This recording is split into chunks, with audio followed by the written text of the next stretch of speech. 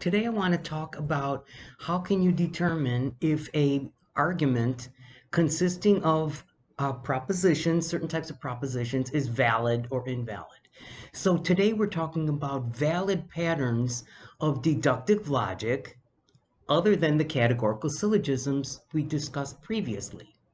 So your handout on valid patterns of propositional logic should be looked at during the course of this lecture. The reason why arguments that are valid deductive arguments out of propositional logic are valid is because of the meanings of the qualifiers. If and then, either or not both. So just as with the categorical syllogisms, whether an argument is valid or invalid depends solely on the structure. With the categorical syllogisms, we could tell which were the valid and invalid based on applying the rules. But the rules themselves are based on the meaning of all, some, not, and no, the quantifiers. Similarly, the valid arguments in propositional logic will be valid based on these structures that you have on the handout. Okay, now, the variables in categorical syllogistic logic stood for classes of things. All A are B, all terriers are dogs. All B are C, all dogs are mammals. Therefore, all terriers are mammals. All A are C. The A's, B's, C's all stood for classes of things, groups of things.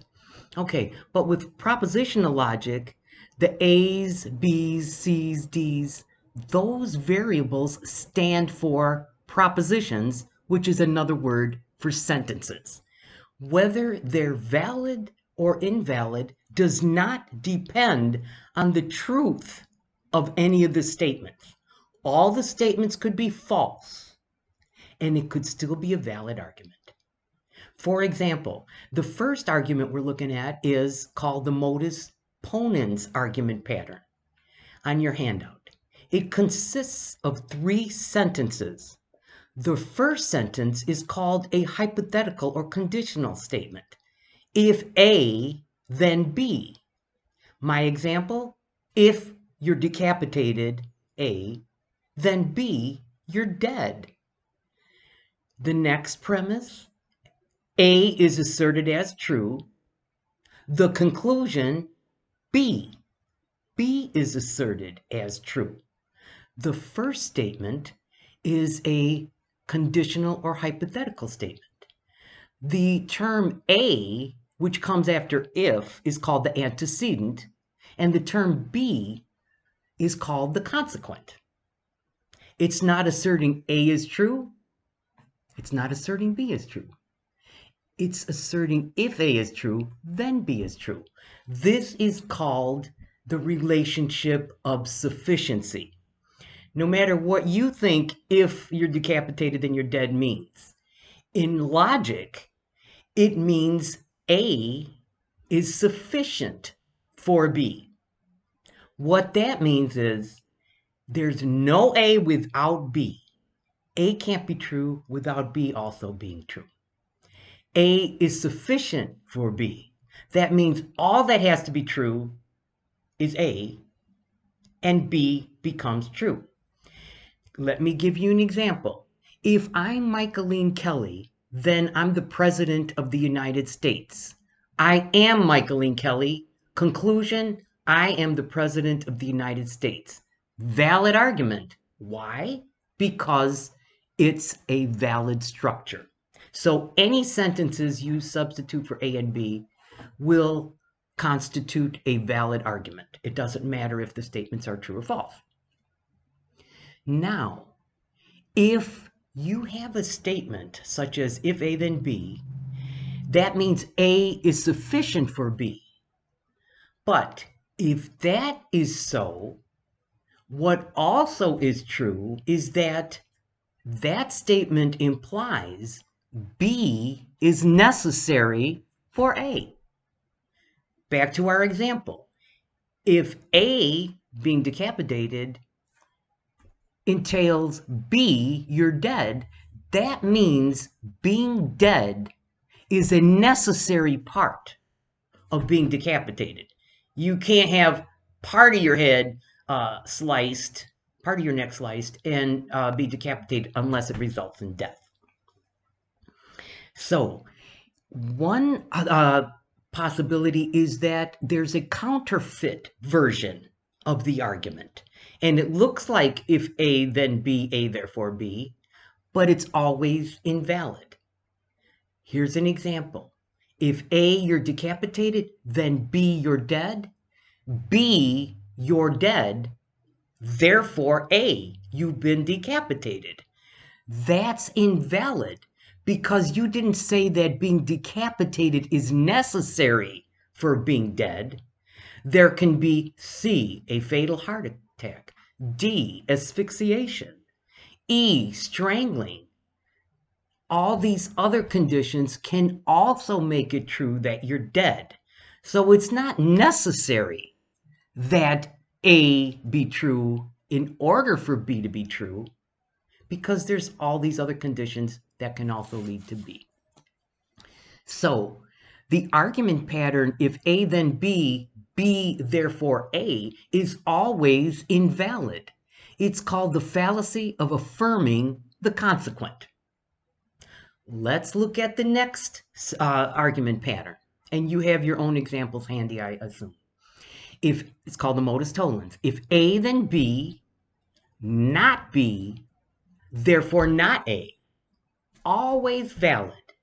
If A, you're decapitated, then B, you're dead. You're not dead, therefore you're not decapitated. We said A is sufficient for B, which means that B is necessary for A. So, if you're not dead, you can't be decapitated.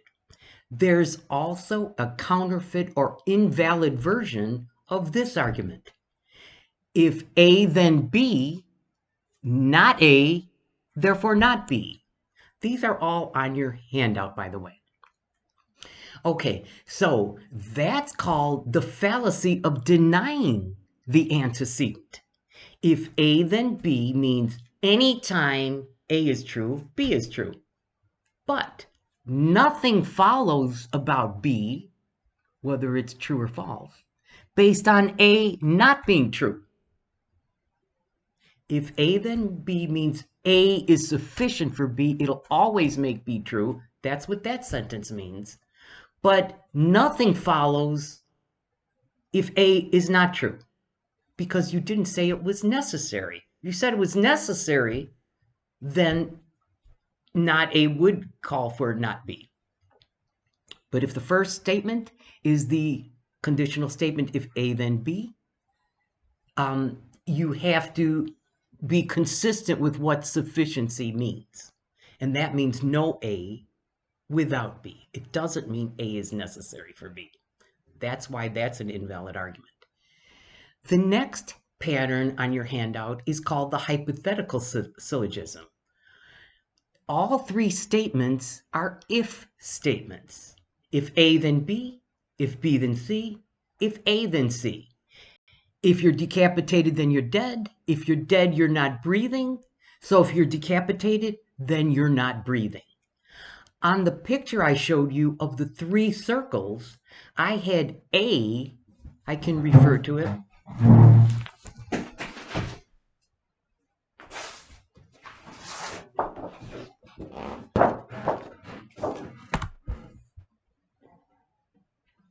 I have A in the middle. A is sufficient for B. If you're decapitated, you're in the big circle of dead people. But there's other dead people in that big circle. Asphyxiated people, fatal heart attack, blah, blah, blah. So if you're a decapitated person, you're in the bigger circle of dead people.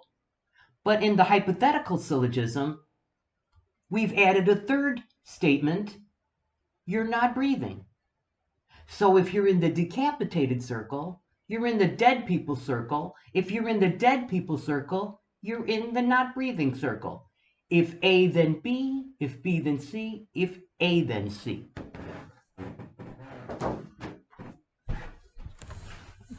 Excuse me.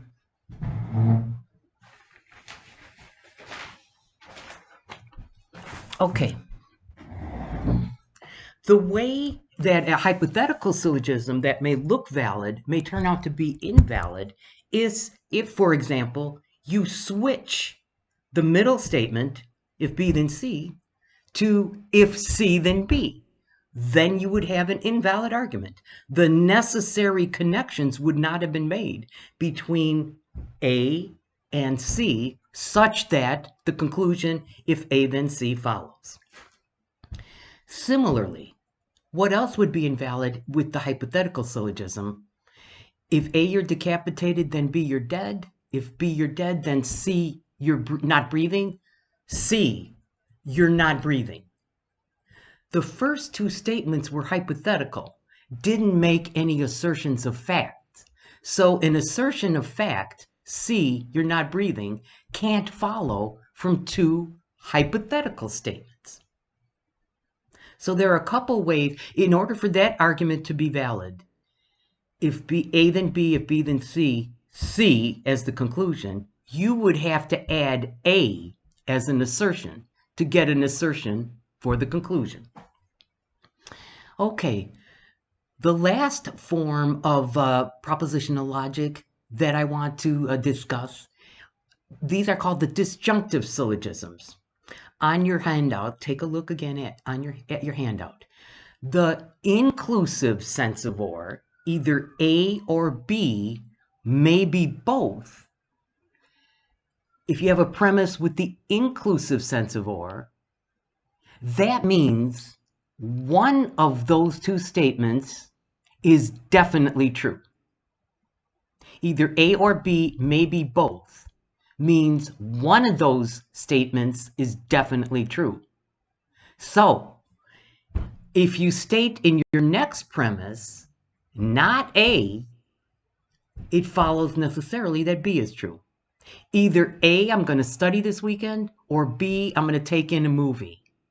And one of those is definitely true. Not A, I'm not going to study.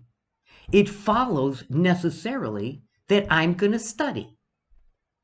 Now, if it's not already declared inclusive sense of or, maybe both, or exclusive sense of or, not both, you have to make a determination based on reading the sentence, whether it's inclusive, maybe both, or exclusive, not both. How can you determine that? Well, the logic books claim that if you have a disjunctive statement, either I'm going to study more, either I'm going to study this weekend, or I'm going to a movie, and it's possible that both can be true, assume maybe both.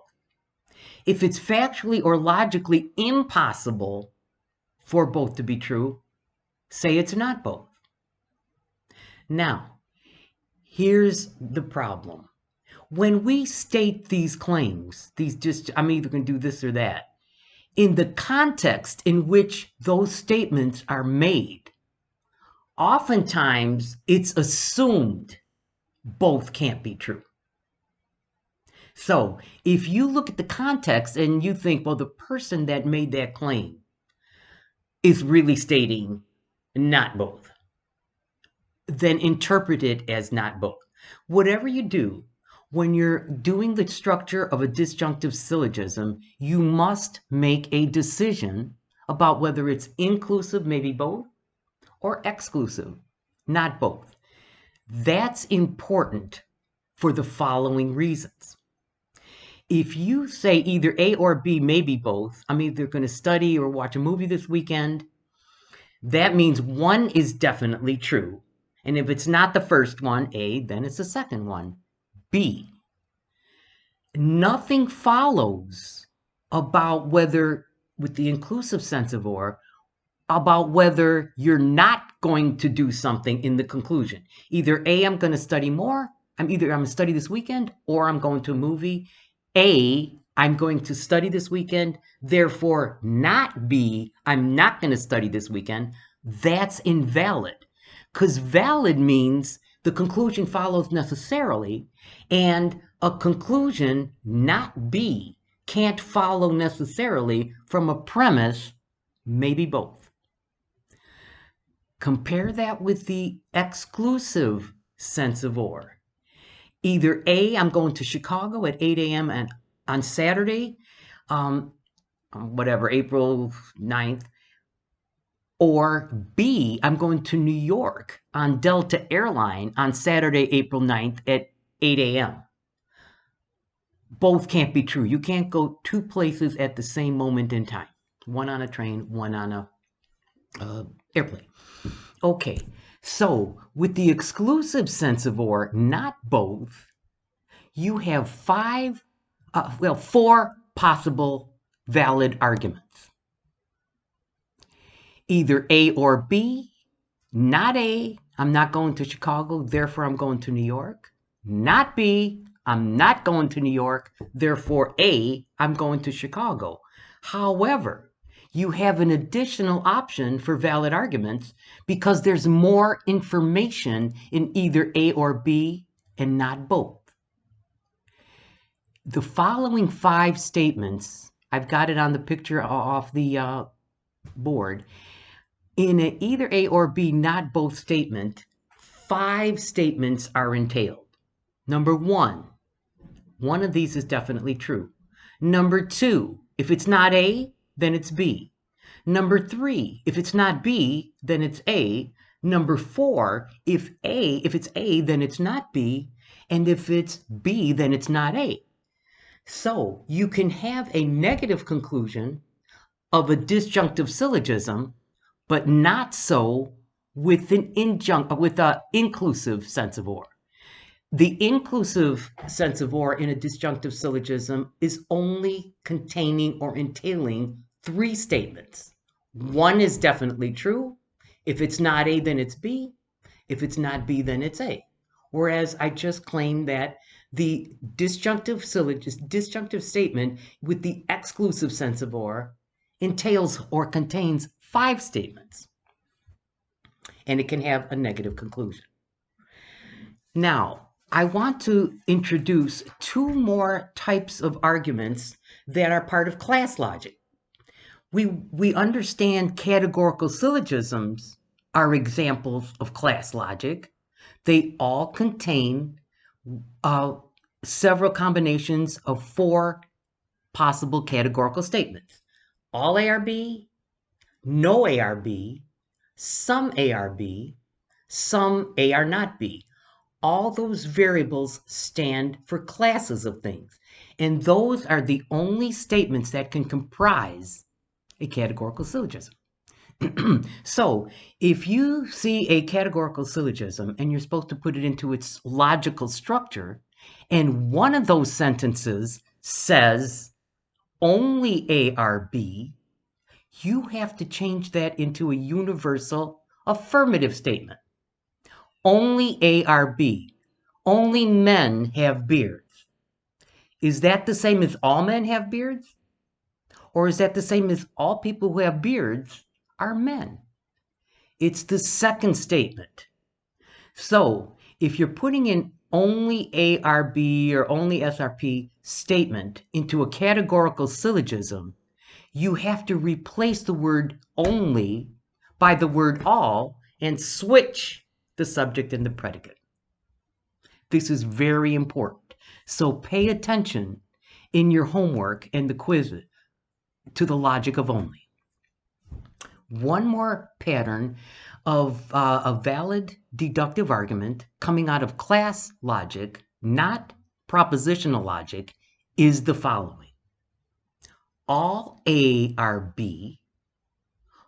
All students are literate. John is a student. John is literate. Because John is a particular person, place, or thing, it doesn't conform to the universal statements that we have available to us in categorical syllogism. You can't put that into a categorical syllogism because John is a particular person, place, or thing. Similarly, you can't put it into if A then B, A therefore B, propositional logic for the following reason. If I claimed all A are B is equivalent to if A then B, which it is, if you have a statement, all students are literate, that can be put into a propositional statement. If A, you're a student, then B, you're literate. But the modus ponens argument pattern doesn't allow for just taking one example, a particular person, place, or thing. It just allows you to say, A, you're literate. A, you're a student. Therefore, B, you're literate. Well, what happened to John? You can't put that into that modus ponens argument pattern, nor can you put it into a categorical syllogism. Here's the pattern. All A students are B literate, little m. M is an A, conclusion, M is a B. So if you have an argument that has a universal statement like all A are B, you have some options. You could see it as part of a categorical syllogism. You could see if it works as a form of propositional logic, if A then B. But in the case of a premise which makes a claim about a particular person, place, or thing, you've got to use that pattern. All A are B, M is an A, M is a B.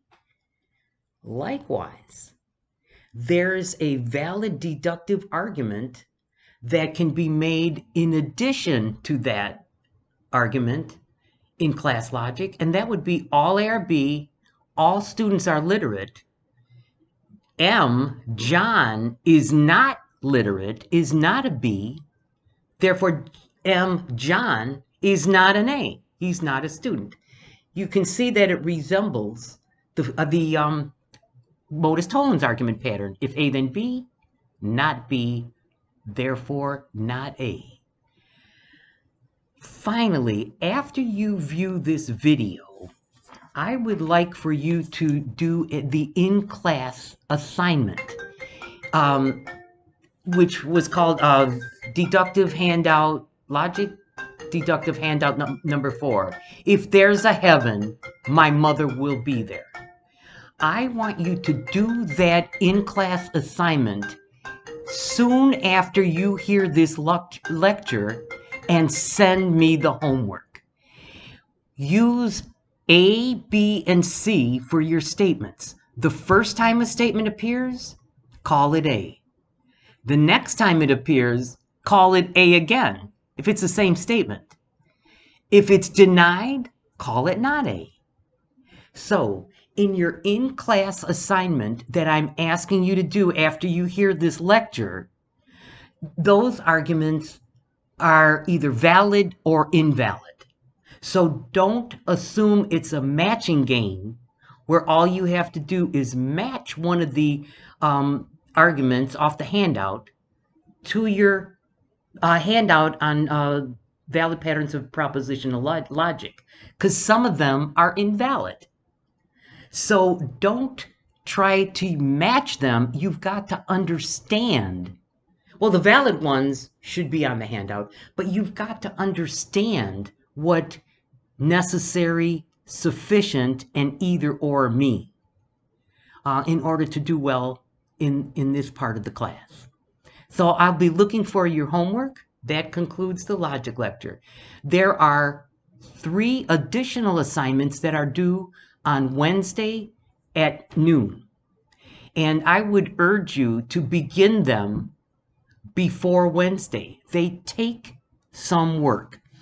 The first handout, the Charlie Brown handout, they're either valid or invalid. You put them into the structure, state what the variables stand for, and decide if they're valid or invalid. The second handout, assume the one about plutonium and economy, assume they're all valid, but they don't tell you what the conclusion is. So, assuming they're valid, what must be their valid structure? The third assignment, missing premises and conclusions, they're not valid unless you supply a missing premise or a missing conclusion.